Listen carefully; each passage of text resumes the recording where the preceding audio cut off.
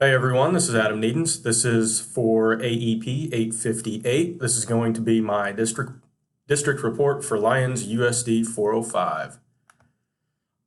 To give you an overview or background of the district, we are a 3A school in central Kansas. We have a population of 3,671 according to the census in 2016. Our population is 76% is considered economically disadvantaged.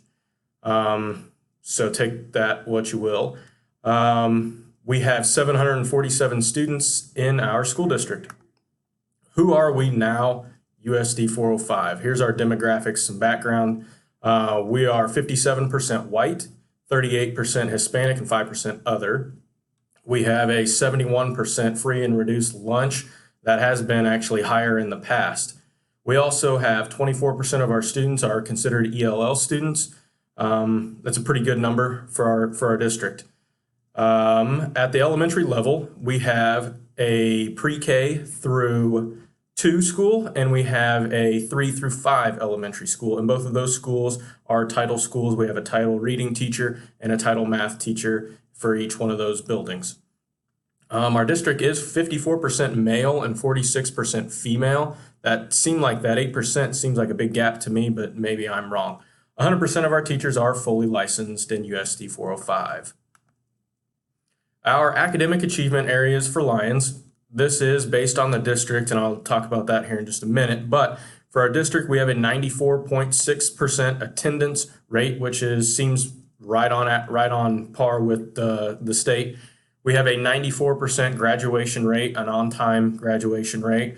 We do, however, have a 1.6% dropout rate, slightly above the state average. That is something that we probably need to work on there. These next 2 bullet points down below are kind of where we are struggling with. We have a 44% 5-year success average based on our scores and a 38% 5-year effectiveness average. Both of those are well below state averages. If you look at the academic side on this one, we have 33% of our students are scoring in the proficient range on state assessments. Very nice score there. However, if you look down at my last bullet point, I will say the high school scores are or tend to be lower than the elementary scores. We do have a 21.8 average on our ACT scores for all those high school students going through that, slightly above state average on that as well. I do bring up the high school and elementary. You get a lot of variance and differences in there, and it seems like our high school students are struggling just a little bit more on the assessment type tests. Here's a double bar graph to compare USD 405 to the rest of the state on a few things. If you look at the first 3 on here, I have our economically disadvantaged percentage, our free and reduced percentage, and our ELL percentage. You'll see that USD 405 Lyons is much higher in those 3 categories than compared to the state averages.